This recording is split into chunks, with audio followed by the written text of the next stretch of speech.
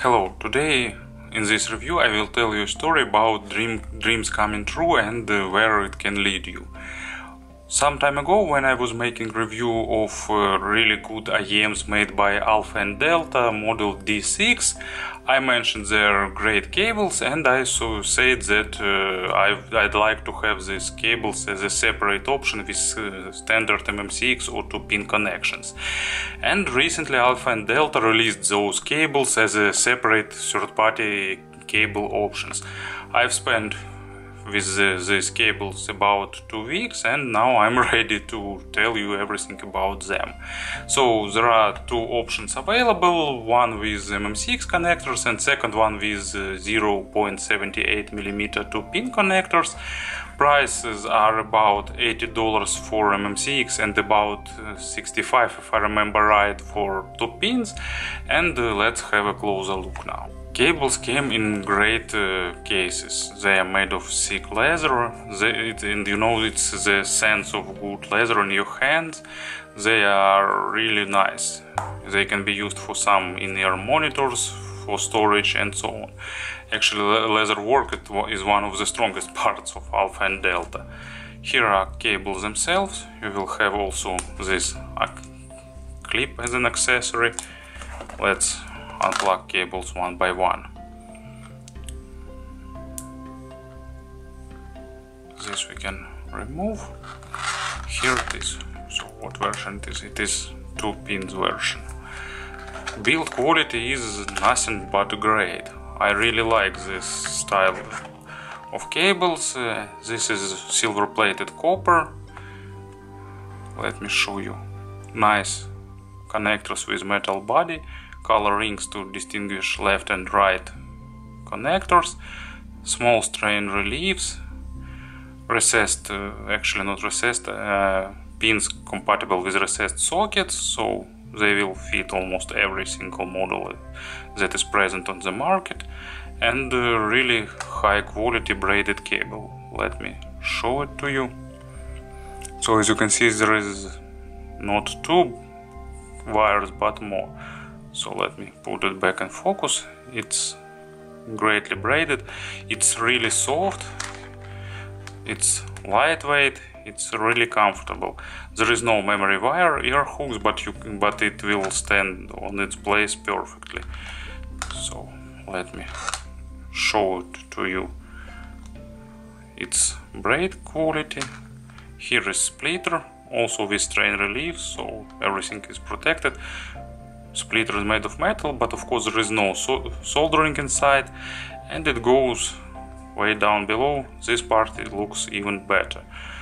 As you can see, braiding is spectacular.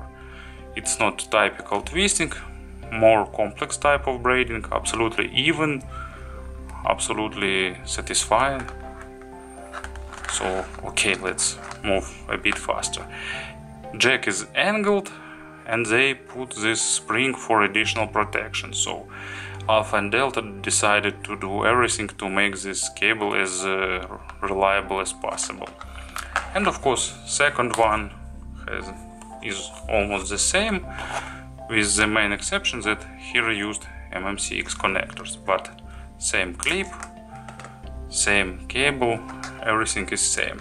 High purity, oxygen-free copper with silver plating, looks really attractive and nice. And of course about the sound. If you saw my previous reviews of some cables, you know I'm a skeptic about cables, and I'm always trying to do blind A/B tests. And also I always mention that cables doesn't make huge difference. I never found night and day difference with cables, and actually usually different cables make different introduce different effects to different headphones, but this one is has one of the most noticeable effects in this price range, probably the most noticeable in sub $100 price range, and it's most unified actually effect, because you know the main aspect that this cable is doing, it's adding a bit extension to the treble, and fun thing, it's adding a bit more weight on the mids. and that's why I want to showcase it with these IEMs.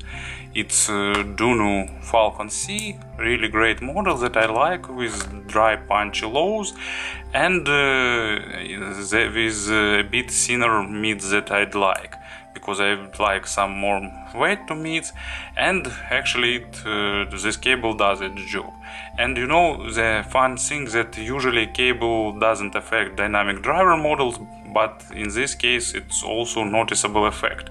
Not huge, but noticeable. So more weight on mids, and this added weight on mids usually causes, you know, more sense of realism for the instruments, because two things that I admire in sound, it's treble layering and mids weight, because for me those are two main keys to getting more realistic and more lifelike sound. So lows remains not changed, at least for me. I've tried to do a lot of blind tests. When I didn't make these tests really blind, I was pretty sure that this one adds a bit of sub bass, but A/B testing with help of my charming wife convinced me that I'm wrong. But weight on mids is noticeable, and you know, this is added sense of realism to all these instruments, to more sense of brass for for saxophones and tubes, more sense of pick for string instruments. It's really fun.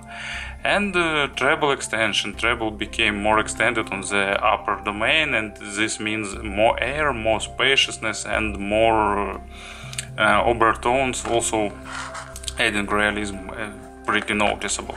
So this cable is for those who want more realistic sound. And once again, don't expect huge drastical change. Also, I must say that cables usually don't change sound of cheap in-ear monitors, because they are probably not cheap, they are cheaply tuned, and don't expect huge gain. But with mid-range headphones, you can just use cable to squeeze a little bit of this sonic performance. And I probably, in this price range below $100, Alpha&Delta cables are one of the best. You know, I wanted these cables as a separate option. I've got them and I'm really satisfied with them. Thank you for attention.